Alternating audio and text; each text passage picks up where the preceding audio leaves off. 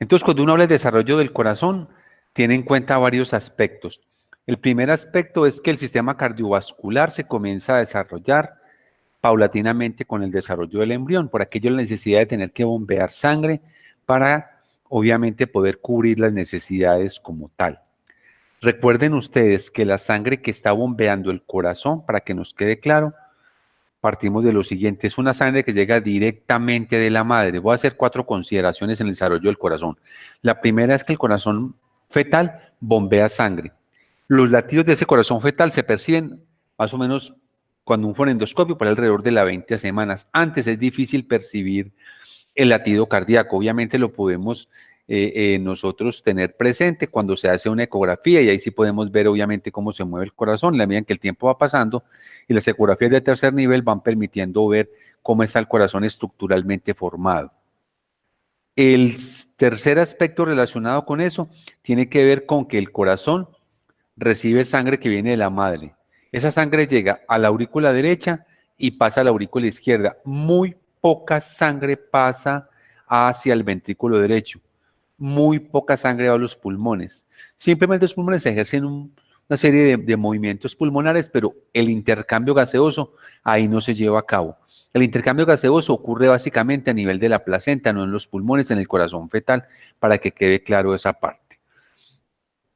El cuarto punto importante es que obviamente este corazón, se van a ustedes a dar cuenta, tiene una frecuencia cardíaca obviamente mucho más alta, y la frecuencia cardíaca es mucho más alta para tratar de bombear un mayor volumen de sangre que luego se va a analizar. ¿Cuál es la razón de por qué la frecuencia cardíaca de los fetos es una frecuencia cardíaca elevada, que no es más que un mecanismo de compensación por aquello del volumen? Se mueven volúmenes relativamente pequeños. De otro lado, para tener en cuenta, la saturación de oxígeno que viene de la madre, cuando llega al feto, se reduce sustancialmente, porque hay una serie de chunks hasta llegar hacia las células fetales. Y esa serie de chunks hace que esa saturación baje, es decir, la saturación que tiene la mamá no es la misma saturación que en un momento determinado tiene el feto, es una saturación más baja. Entonces, obviamente, él se ajusta a esas condiciones. Eso sí quiere decir que si la saturación de la madre está demasiado baja, muy baja, pues la saturación que él podrá tener es una saturación mucho más baja y eso sí es deleterio por aquellos fenómenos de la hipoxia. Bueno, el otro aspecto que les quiero decir con relación a la formación del corazón es que hay una serie de alteraciones en el desarrollo del mismo que la vamos a denominar nosotros bajo el nombre, o como así aparece, como cardiopatías congénitas. Quiero aclarar, estos no son patologías hereditarias porque no obedecen de ninguna manera específica a que haya una lesión en un gen específico. Corresponden básicamente a una alteración en la formación del corazón y se llaman cardiopatías congénitas, son relativamente frecuentes, luego vamos a ver de qué se tratan y cómo uno puede en un momento determinado, sobre todo con la ayuda ecográfica, tratar de describirlas. Difícilmente uno con una auscultación del feto no le es fácil percibir de ninguna manera esa situación. Bueno, entonces arranquemos con el sistema cardiovascular. Este es el primer sistema principal en funcionar en el embrión. Comienza a formarse al final de la tercera semana. Recuerden ustedes que nosotros hablábamos de algo muy importante y era el fenómeno de la organogénesis. La organogénesis estaba para algunos entre la tercera y octava semana. Nosotros la vamos a referir entre la cuarta y la octava semana. Esa semana de la organogénesis, entre la cuarta y la octava semana, corresponde a la semana en que comienzan a formarse la gran mayoría de los órganos. Comienzan a formarse. En ese proceso inicial de formación del corazón, ustedes saben que el corazón está estructuralmente formado por 4 cámaras, unas cámaras derechas y luego van a ver que son las cámaras izquierdas. Bueno, ahí dice que el corazón comienza, más que comenzar a latir, es más bien a percibir. En la semana 4, o sea, entre el día 22 y el día 23. Ahí es cuando yo lo puedo auscultar, puedo tener presente la fetocardia. Antes de ese tiempo no puedo percibir la fetocardia realmente. Tendría que utilizar algún sistema específico que dé mayor resolución para poder auscultar la fetocardia. Esto es importante por la siguiente razón, porque en un momento determinado el feto puede morir dentro de la madre, y ese feto morir dentro de la madre, entonces una de las consideraciones es que no se percibe fetocardia. Y en este tiempo es un poquito difícil establecer eso. ¿Qué le queda a uno? Algo de los movimientos fetales que vale la pena que ustedes los revisen, que se van haciendo cada vez más intensos en la medida en que se va acercando la etapa pues del alumbramiento. Pero en un principio no se logra establecer ni se logra definir eso. Esta parte pues del flujo sanguíneo, estamos hablando de la sangre que le está llegando a la madre. Recuerden que ya se los había dicho a ustedes, que el aporte de oxígeno a los tejidos sigue siendo igual en el feto que en nosotros. ¿De qué depende? Del gasto cardíaco y del contenido arterial de oxígeno. Como el gasto cardíaco en el feto es un gasto cardíaco que está reducido, ¿por qué razón el gasto cardíaco está reducido? Porque recuerden que el volumen de eyección es más bien bajo. Acuerden ustedes que el gasto cardíaco es igual al volumen de eyección por la frecuencia cardíaca. Como él tiene un volumen de eyección más bien bajo, ¿con qué compensa el gasto? Aumentando la frecuencia cardíaca. Se podrá ver más adelante, entonces, que descensos abruptos de la frecuencia cardíaca traen consecuencias deletéreas en el flujo sanguíneo a nivel fetal. ¿Por qué razón? Porque si tenemos dos variables, y nosotros tenemos dos variables, voy a hacer el mismo jueguito de siempre por acá. Si yo tengo en cuenta entonces que el gasto cardíaco es igual al volumen de eyección,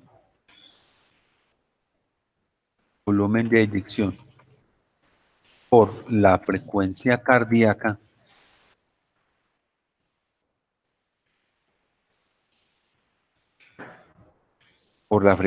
cardíaca, entonces, ¿qué voy a tener yo? Si este volumen de eyección, entonces, si el volumen de eyección,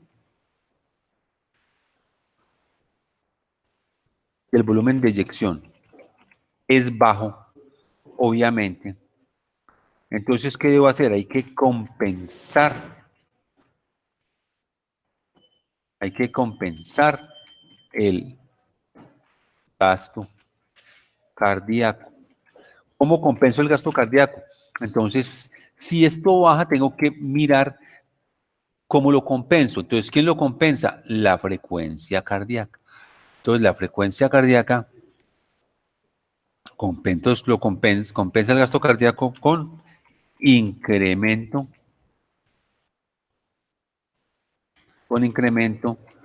en la frecuencia cardíaca. Espero entonces que les quede claro este primer concepto. Como ustedes lo saben, siempre trato como de mirar que los conceptos desde el punto de vista, así sean embriológicos, se puedan orientar a la parte fisiológica. Esto no está una cosa desligada de la otra. Entonces, eso es lo que yo pretendo para que ustedes vayan teniendo como esa consideración importante. Entonces, la pregunta es clara, ¿por qué la frecuencia cardíaca fetal es más elevada que la frecuencia cardíaca en el recién nacido? Aquí ya les di la explicación.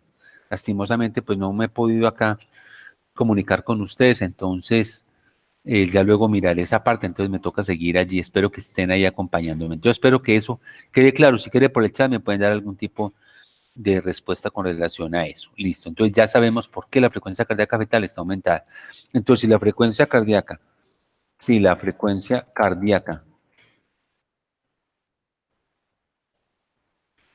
baja, entonces, ¿qué trae como consecuencia? Que va a haber un bajo en el gasto, entonces también baja el gasto, baja el bajo, baja, porque acuérdense que estas variables, como están lineales, son variables que ustedes lo saben desde el punto de vista matemático. Estamos diciendo que son variables directamente proporcionales, es decir, que si aumenta la una, aumenta la otra, si baja, baja, esa es la razón. Entonces, si la frecuencia cardíaca baja, baja el gasto cardíaco, y entonces esto trae que el feto pudiera entrar en un estado de hipoxia, ¿sí? Y esta hipoxia se puede traducir en una cosa que se va a llamar sufrimiento fetal, para que les quede claro esa parte hasta allí. Entonces, listo. Ya tenemos varias consideraciones con relación a eso para que no se pierdan ustedes de ninguna manera de vista con esto. Espero que este concepto le dé un poquitico más como de claridad. Como le digo, ¿para dónde es que vamos? Igual, aquí tenemos, vamos a ver lo mismo que hemos visto antes. Recuerden que yo les dije que hay una consideración importante y es que no llega sangre al, no llega, llega sangre al ventrículo derecho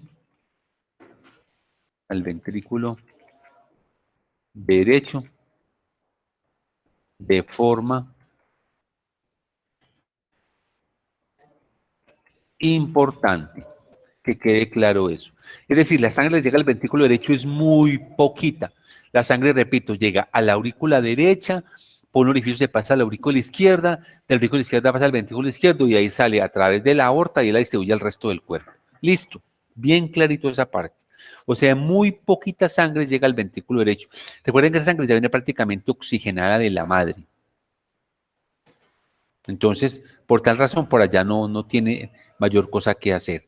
Pero, ¿qué ocurre? Ya les dije, hay un cambio en la saturación porque hay una serie de chun, que espero que ustedes averigüen. Chun embriológico. Para que los averigüen dónde ocurren eso de los chun. Y les voy a dejar acá también a ver cuál es la saturación fetal de la sangre fetal, saturación de la sangre del feto. Listo, eso para que ustedes lo vayan averiguando, entonces, por favor. Listo. Una vez hechas esas claridades, entonces, ahora sí, avancemos entonces en lo siguiente. Ya dijimos todos estos elementos grandes. Ahora bien, ¿de dónde se forma realmente el corazón? El corazón se va a formar del mesodermo esplácnico, se forma el mesodermo paraxililateral y también hay aporte de las famosas células de la cresta neural. Esas famosas de la cresta neural, creo que la otra vez les pedí que ustedes me averiguaran, esas famosas células de la cresta neural, de dónde procedían realmente. Entonces yo espero que eso lo haya quedado claro. Aquí lastimosamente no los puedo pues como escuchar, pero entonces quiero que por favor revisen eso. Estos son, entonces ustedes ven componente mesodérmico y un componente neurológico, la cresta neural. Me voy a adelantar en esta primera parte. ¿Qué le aportan las famosas células de la cresta neural al desarrollo del corazón? Le van a aportar lo que se van a denominar las almohadillas endocárdicas o los cojines endocárdicos. Entonces, las almohadillas endocárdicas o los cojines endocárdicos provienen de las famosas células de la cresta neural. Vamos a ver qué le aporta el mesodermo esplácnico y el mesodermo paraxililateral. Sobre todo, más, yo diría más el mesodermo lateral, va a aportar de gran parte. Recuerden que el mesodermo lateral se divide en dos hojas, en una hoja esplácnica o visceral y una hoja somática o parietal. Entonces, este mesodermo lateral, ¿qué le aporta a la formación del corazón? Le aporta lo que tiene que ver con la formación de la cavidad pericárdica, lo que va a ser específicamente y lo que corresponde al pericardio. Recuerden que hay pericardio seroso y hay pericardio fibroso, que eso lo van a ir discutiendo más adelante desde el punto de vista anatómico. El corazón obviamente está en la cavidad pericárdica y se mueve y está rodeado obviamente por líquido pericárdico, igual que pasa con los pulmones. Tenemos sencillamente un espacio pleural donde hay líquido pleural y tenemos una pleura visceral y una pleura parietal. Aquí tenemos más o menos lo mismo. Recuerde que lo que es la pleura, lo que es el pericardio y lo que es el peritoneo provienen en gran parte del mesodermo lateral y eso es lo que se llama celoma extraembrionario, o sea, lo que está como por fuera, que lo está básicamente como cubriendo, para que quede claro esa parte con relación a eso. Bueno, voy a referirme un poquitico a todo este fenómeno de formación entonces del corazón. Esto es simplemente pues como un abrebocas grande y luego ya nos dedicaremos a discutir con mayor profundidad.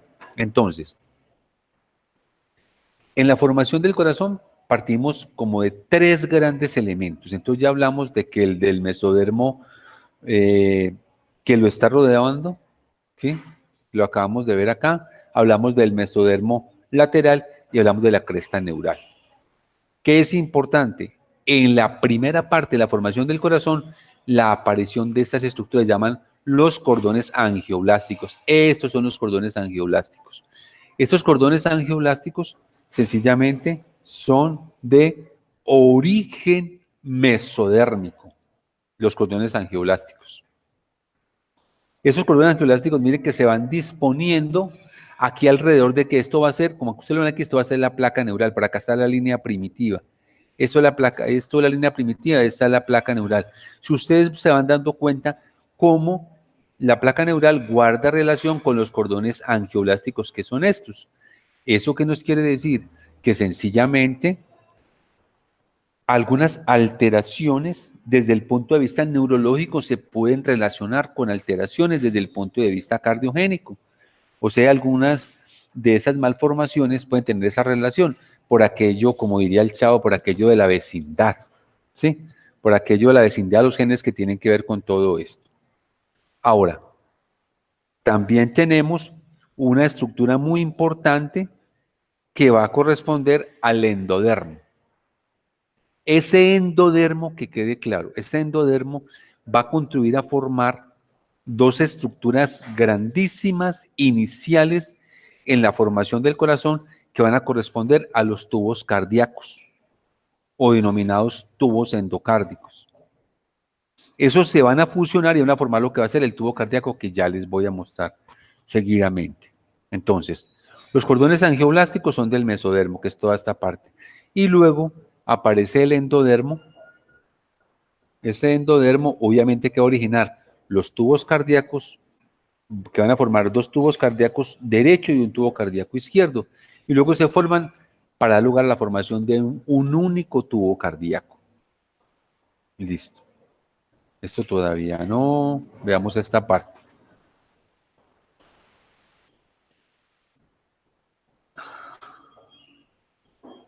Listo. Entonces aquí tenemos. Aquí tenemos esto que va a ser la placa neural y esto van a ser los cordones angioblásticos. Es todo esto que está aquí.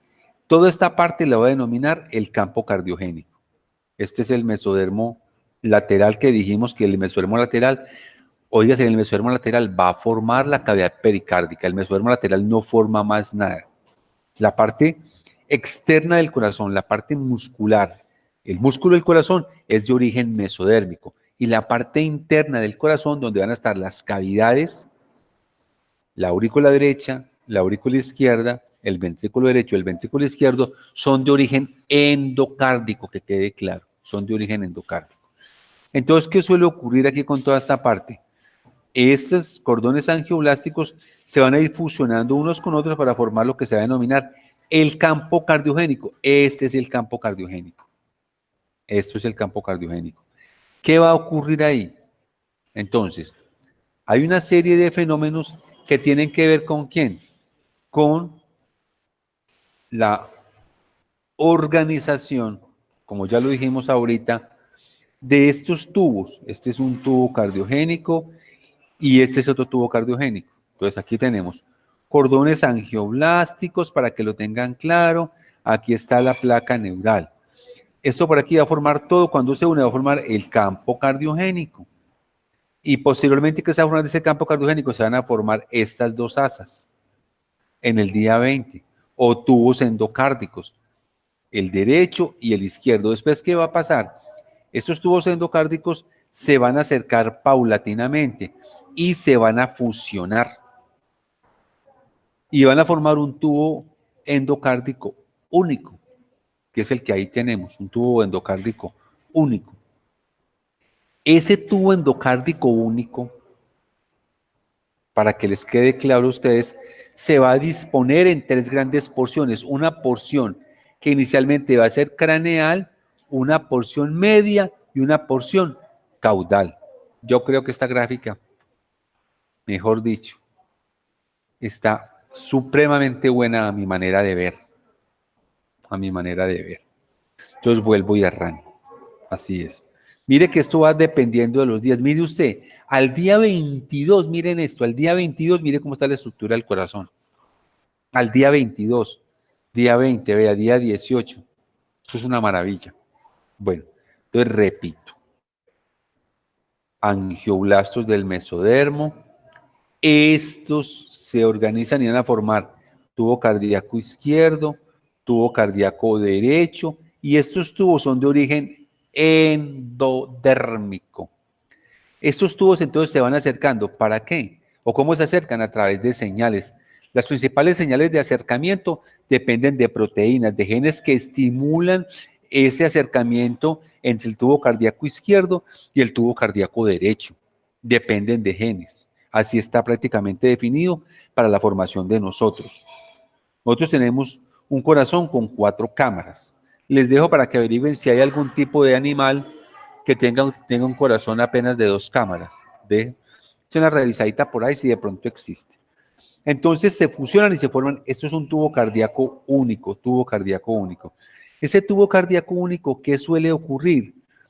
Ese tubo cardíaco único va a tener una porción superior que va a corresponder al tronco arterioso, una porción media que va a ser el bulbo cardíaco, otra porción más inferior que van a corresponder a los ventrículos primitivos y va a tener una porción basal que van a ser las aurículas primitivas. Si ustedes ven en este gráfico, llama la atención algo. ¿Y qué es lo que llama aquí la atención? Que lo que va a hacer los atrios primitivos están en localización caudal. Y si vemos lo que ocurre normalmente con el desarrollo del corazón, se van a dar cuenta que se cambia la posición de los atrios primitivos o del atrio primitivo, que vamos a ver que el atrio primitivo posteriormente va a reorganizarse para dividir en un atrio izquierdo y un atrio derecho, pero vamos a ver ahorita que eso tiene que cambiar de posición para poder adoptar lo que normalmente tenemos nosotros, y es que los atrios están localizados en la parte craneal del corazón. Van a ver que el corazón tiene una serie de caras, ¿sí? Y esas caras, pues obviamente van a ver más adelante, tiene una irrigación específica, me quiero como adelantar. ¿Qué es lo que suele suceder? ¿Qué es lo que puede estar pasando? Se van a dar cuenta, ustedes ven unas flechitas acá, resulta de que este corazón está contenido, oiga, qué gráficas tan buenas. Mire esto, ay, ay, ay.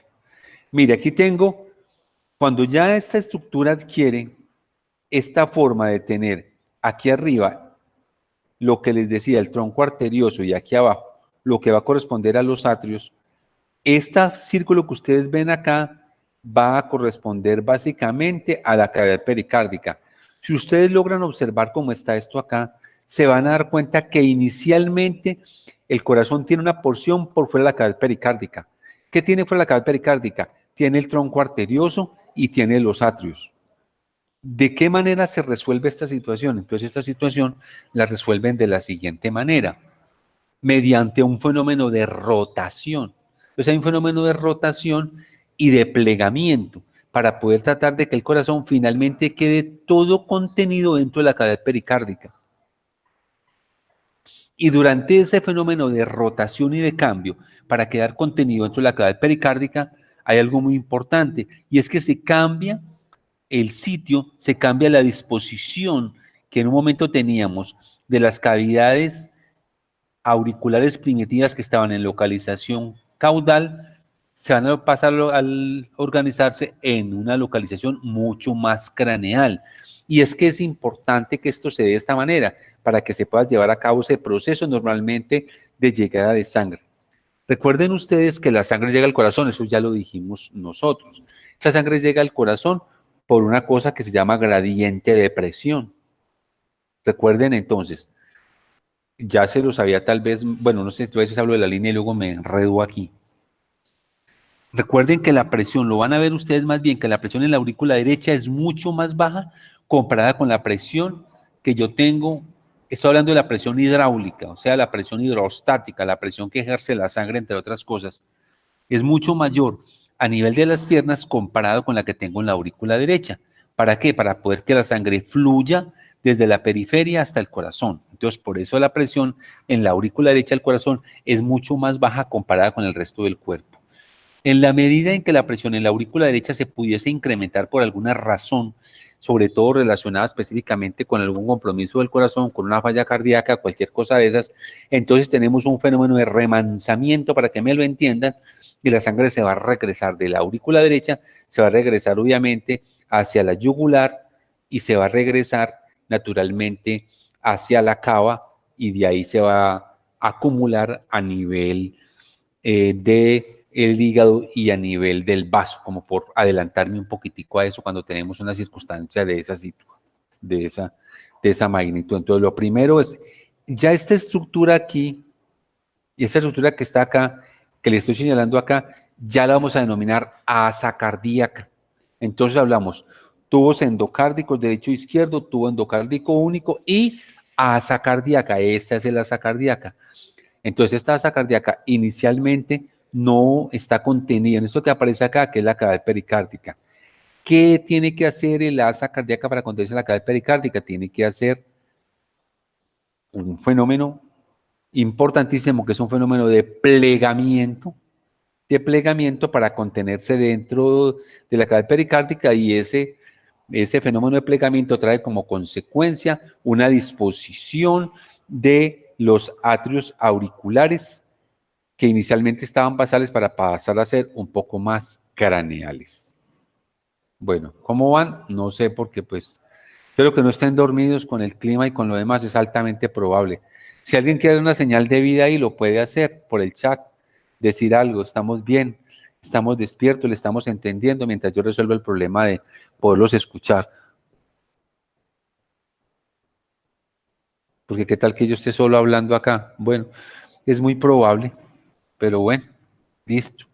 Entonces, aquí estamos con todo esto. Creo que estamos muy... Aquí están nuestros grupos de los cordones angiogénicos. Recuerden que esta es nuestra notocorda, que estaría por acá. Este es el mesodermo paraxil, mesodermo intermedio y mesodermo lateral. Y aquí van a estar las cavidades que se van a formar. Aquí va a estar el mesodermo lateral, una hoja somática parietal y una hoja esplénica o visceral. Aquí están. Luego hablamos de las venas. Bueno, luego hablamos de esto también. No sé yo por qué lo puse ahí. Entonces, vea, aquí este gráfico, no, qué belleza. Listo. Entonces, cuando se fusionan, esto ya fusionada lo vamos a denominar el asa cardíaca, con una porción que ya dijimos craneal, que van a corresponder al tronco arterioso, una porción por acá media, que va a ser el bulbo ventricular y que va a formar los ventrículos, y tiene una porción aquí más caudal, que es la que nosotros van a corresponder básicamente a los atrios del corazón, el atrio izquierdo y el atrio derecho. Vamos a ver que uno de esos atrios está mucho mayor desarrollado comparado con el otro atrio. Listo. Entonces, mediante este fenómeno de plegamiento, hace que el corazón finalmente quede todo contenido en la cavidad pericárdica. Contenido en la cavidad pericárdica. Aquí se vuelve a ver más bonito, mire todo esto, no, qué belleza. Mire cómo se va dando toda esta estructura. Recuerden que todo esto es nuestro campo cardiogénico y cómo se va a ir organizando. Esta gráfica, la verdad, no digo más, ustedes dirán que qué le vea eso, yo sí le veo muchas cosas. Bueno, hay que aprovechar de una vez, muchachos, para darle gracias a Dios. Mire por dónde pasamos nosotros para poder llegar a ser lo que somos. Si nos pusiéramos a mirar eso, nosotros no sabemos en qué momento un proceso de esto se pudiera bloquear, y quién sabe si estaríamos yo aquí hablando y ustedes en su casa. Entonces, no lo olviden, por favor. Bueno, entonces, esta estructura se llama la asa cardíaca. Si yo preguntase, ¿el asa cardíaca cómo está constituida? Entonces, decir, es una porción craneal, una porción media y una porción caudal. Porción craneal, tronco arterioso. Porción media, formar los ventrículos. Y porción caudal, las aurículas. Se acabó todo eso, Después, esta asa se tiene que acabar de organizar para formar entonces las porciones que les estoy diciendo yo a ustedes. Mire cómo aquí van a estar, entonces va a estar acá esto que va a ser las aurículas. Entonces aquí se van a unir. Esto va a ser como aquí aparece la aurícula izquierda y aquí va a estar la aurícula derecha. Normalmente en el desarrollo normal del corazón, la sangre ingresa por la aurícula derecha y de la aurícula derecha pasa a la aurícula izquierda. Y de la aurícula izquierda va a pasar al ventrículo izquierdo. Y del ventrículo izquierdo sale la aorta de la mamá. Voy a hacerles como un grafiquito acá, muchachos. Yo a veces me enredo tanto, pero no importa. Entonces, flujo de sangre materna. Ojalá me hubieran explicado esto así. No, no, no, no. Entonces, hagamos así entonces. Llamemos a la mamá, llamémosla a doña Bertilda, para no comprometernos con nadie ahí. Bertilda es la madre de Heriberto. ¿Alguien se llama Heriberto? Espero que no. Yo no lo vi. Heriberto no es tan común. O no, llamémoslo Milciades. Milciades. Bertilda, madre de Milciades. Listo. Entonces vamos a ver esto cómo va a ocurrir. Entonces, Bertilda tiene un corazón natural. Del corazón de Bertilda, del ventrículo izquierdo, sale la aorta, sale la aorta. Esa aorta que lleva sangre con oxígeno y nutrientes. Acuérdense cuando nosotros hablamos de los nutrientes, hablamos de las famosas 4 macromoléculas, eso es de coquito. ¿Cuáles son las 4 macromoléculas? Entonces son carbohidratos, no es que esto hay que aprovechar para hablar de todo hasta donde podamos. Pues yo ahí medio me defiendo con algunas cosas, entonces no tengo problema. Pero eso hay que tenerlo así, muchachos. Lo que pasa es que nosotros le enseñamos eso a ustedes así a punta de fragmentos, pero eso hay que integrarlo. ¿Cuáles son los macronutrientes? Entonces, son los carbohidratos,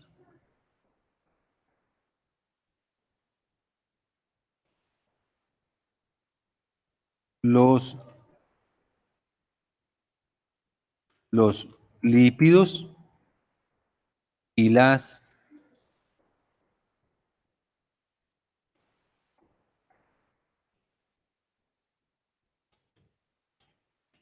proteínas. Y me falta la última. La vamos a examinar. Agua, perfecto. No, eso está ahí. Entonces, corazón de Bertilda, ventrículo izquierdo, sale la arteria aorta, ya sangre oxigenada con nutrientes, carbohidratos, lípidos y proteínas. Recuerden que esos nutrientes los lleva obviamente como moléculas que se faciliten de alguna manera en ellas que se facilite en ellas la forma de absorción. Recuerden que los carbohidratos, ay, tan bobo. Esto es un cuento. Bueno, recuerden que los carbohidratos son en forma de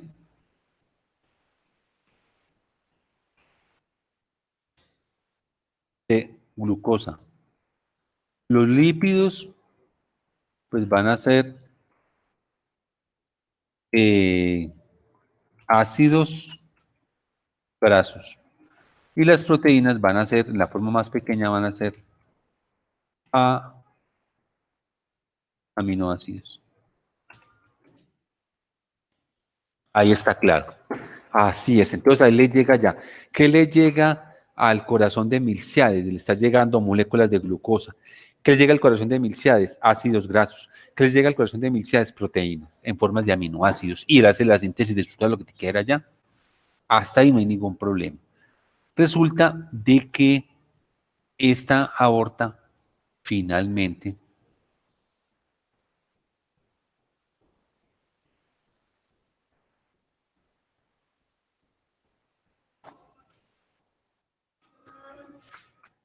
va a llegar aquí a través de la enredada arteria uterina. Y de aquí van a formar finalmente las arterias que van a llegar a la placenta. Les dejo para que lo averigüen, muchachos, que yo les cuento todo.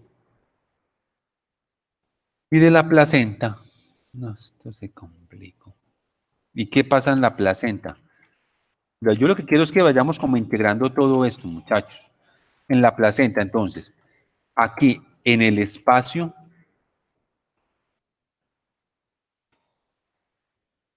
intervelloso, aquí ocurre el intercambio de nutrientes. Por favor, revisan lo de placenta. Por favor, revisan lo de placenta. No, acá te lo podemos revisar hoy, pero no alcanzo ahorita. Ahí en el espacio intervelloso se va a acabar el intercambio de nutrientes. Entonces, de aquí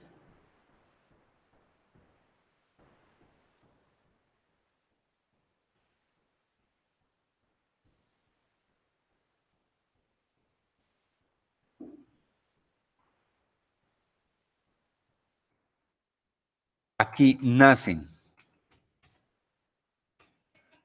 más bien, la vena umbilical. Y esta vena umbilical entra al feto, que luego habrá que entra al feto, va a la aurícula derecha. Listo. De la aurícula derecha pasa a la aurícula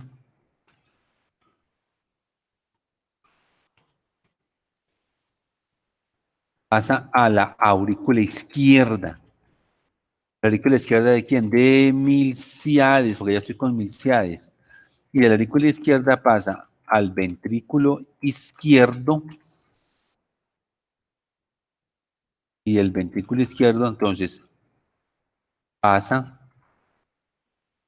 a la aorta. Y de la arteria aorta va para el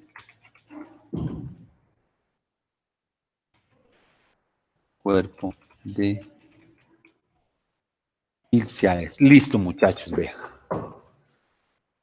Entonces, lo que le está llegando al cuerpo de Milciades, ya la sangre está lista, ¿no? Milciades está hecho y le llega todo listico. Todo, no tiene que preparar absolutamente nada. Y aquí, cuando está aquí en la célula, entonces en la célula, aquí entonces, ¿qué va a ocurrir? Miren esto. En la célula, entonces, ocurre. Recuerden que en la célula, ¿qué es lo que ocurre? Ocurre. Aquí en la célula, ¿qué ocurre? ¿En la célula de quién? Del feto. Ah, en las células, en el enterocito, en el hepatocito, en el neumocito, en el cardiocito. Ahí en la célula ocurre el metabolismo. Metabolismo. Entonces, ustedes saben, ocurre el metabolismo de quién? De los carbohidratos. Metabolismo de las proteínas.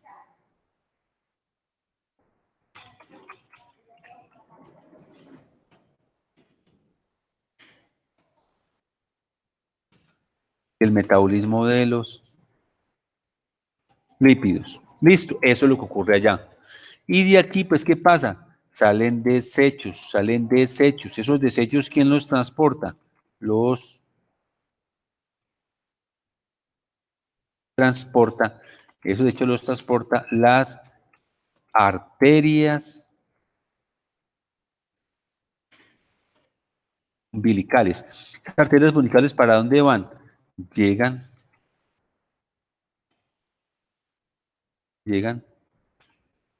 a la placenta y de la placenta salen por la vena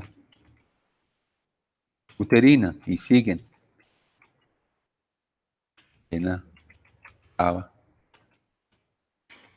corazón derecho. Bueno, listo.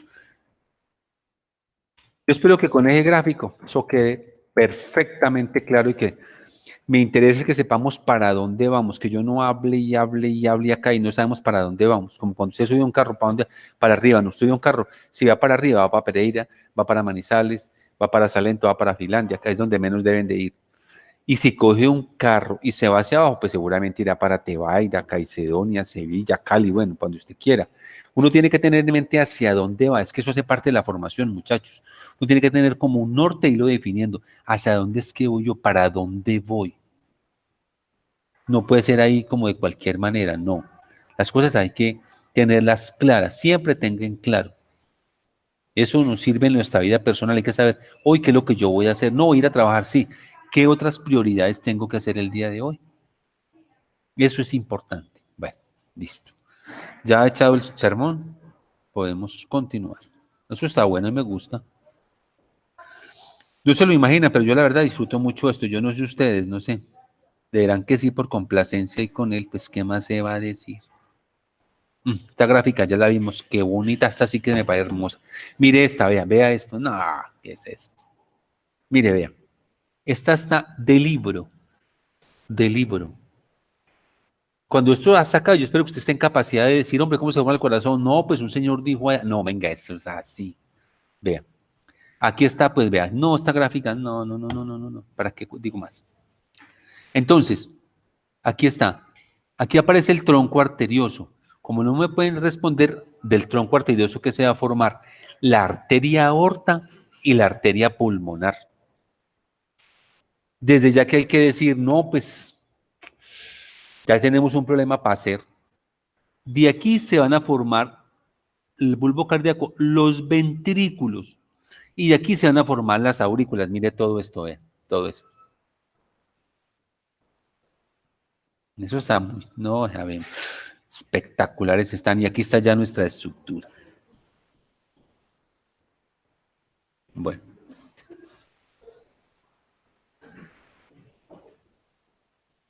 Aquí está la misma parte que ya les he dicho a ustedes, lo que va a ir aconteciendo.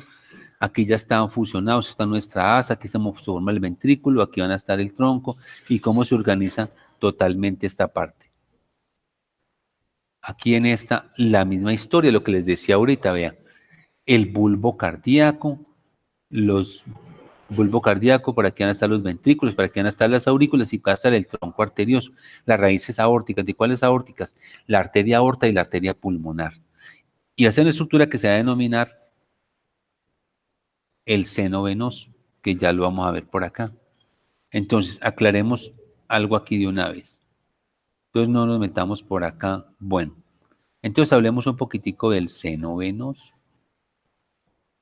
Resulta de que en el seno venoso partimos de algo y es lo siguiente. El seno venoso está formado fundamentalmente por la presencia de tres grandes vasos. Esos tres grandes vasos de que hace parte el seno venoso corresponden básicamente a tres estructuras vasculares. Esas tres estructuras vasculares son las siguientes: las venas vitelinas, las venas umbilicales y las venas cardinales comunes.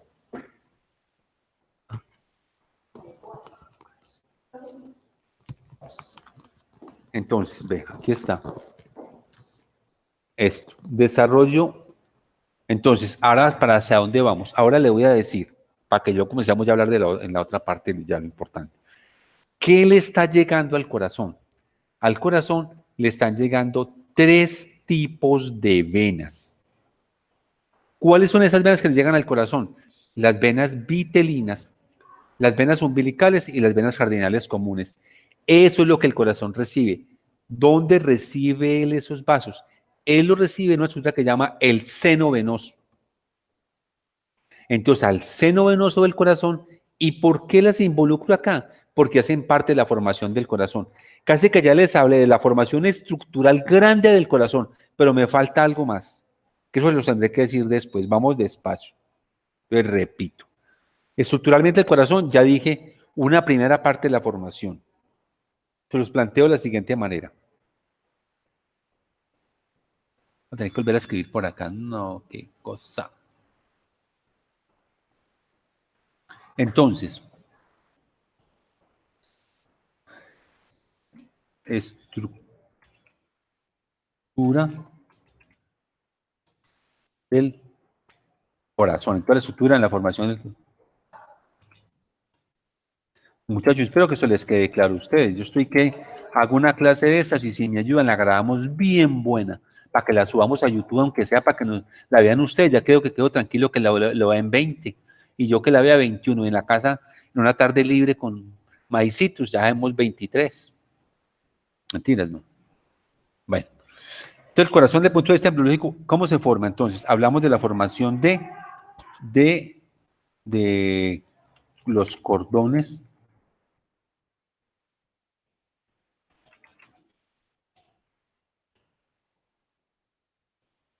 angiogénicos. Luego hablamos de aquí tenemos tubos endocárdicos.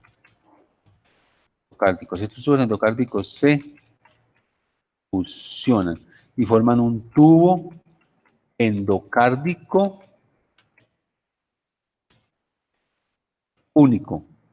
Ese tubo endocárdico único termina en lo que se va a formar en el asa cardíaca, con las porciones que lo mencionamos. Listo. Pero hasta ahora esta es como la primera parte, entonces podemos decir acá. Esto es la primera parte, en la primera parte de la formación del corazón. Listo. Vamos a si hay una primera parte y hay una segunda parte. La segunda parte tiene que ver con qué. Recuerde que tenemos un tronco arterioso único. Tambo, asa cardíaca. Tronco arterioso único. Tenemos nosotros un bulbo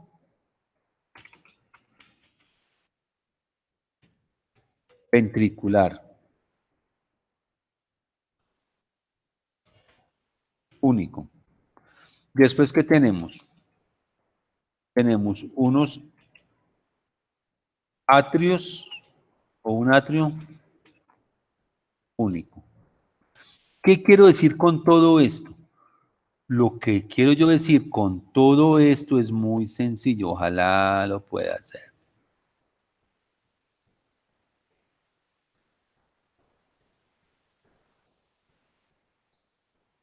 ¿Qué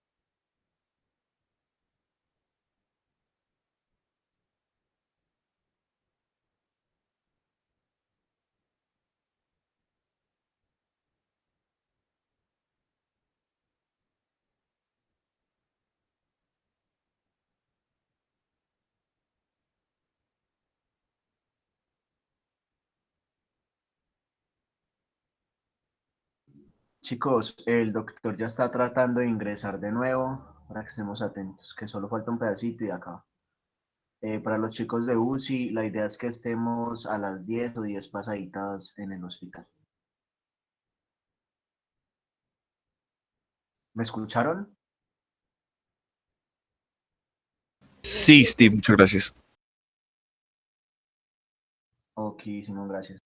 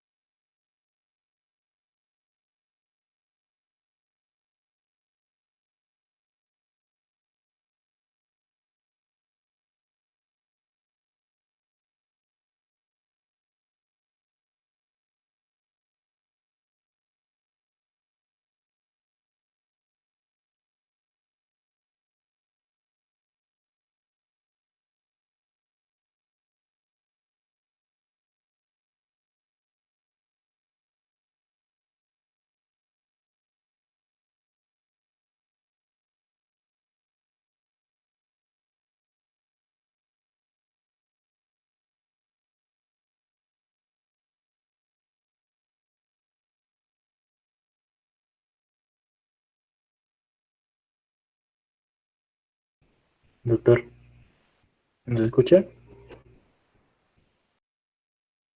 Tiene el micro apagado.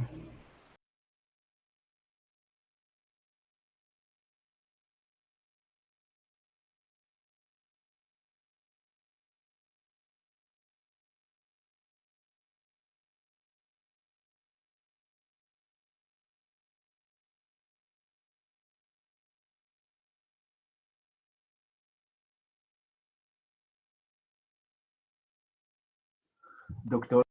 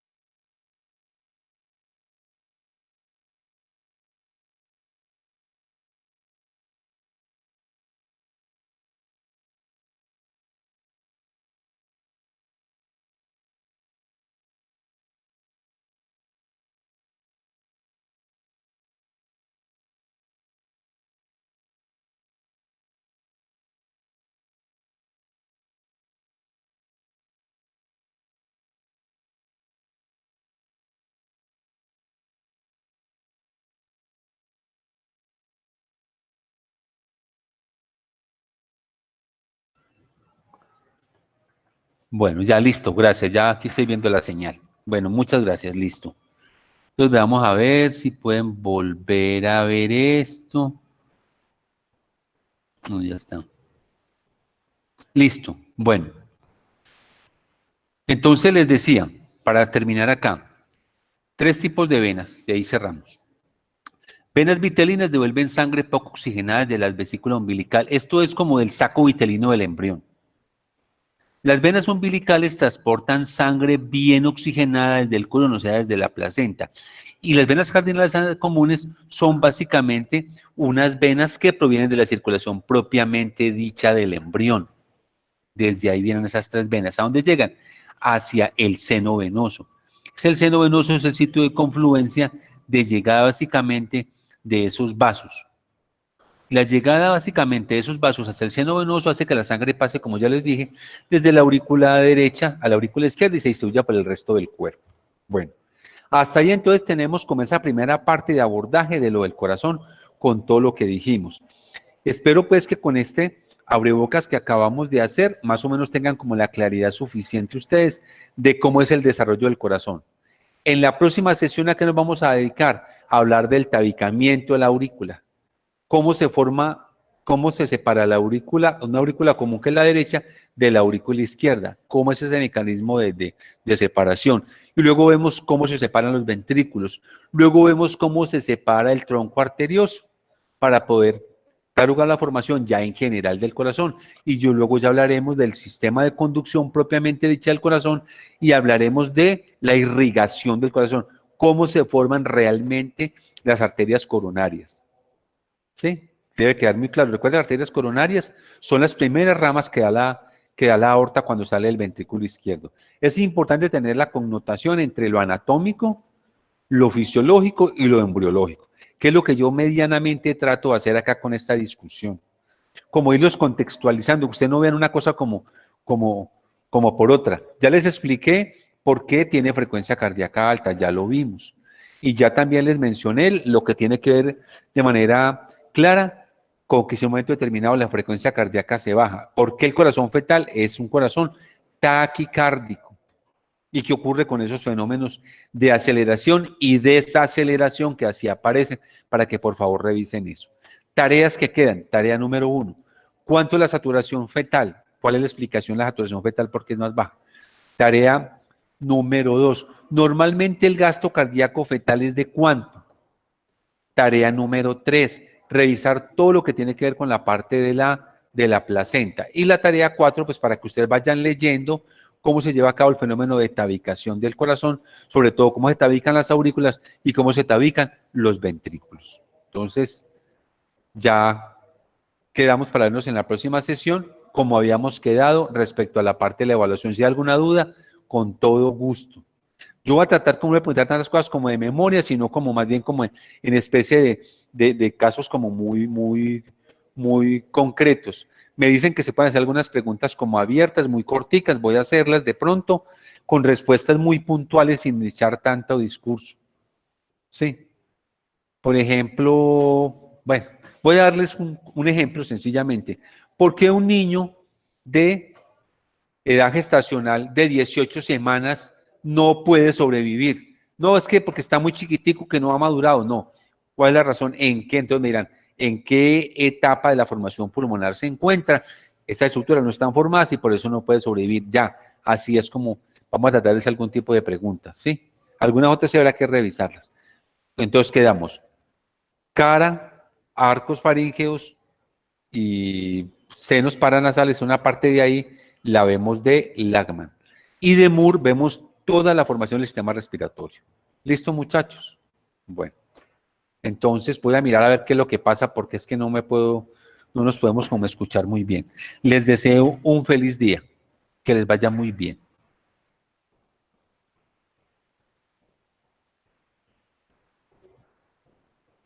Doctor, si nos escucha, muchas gracias.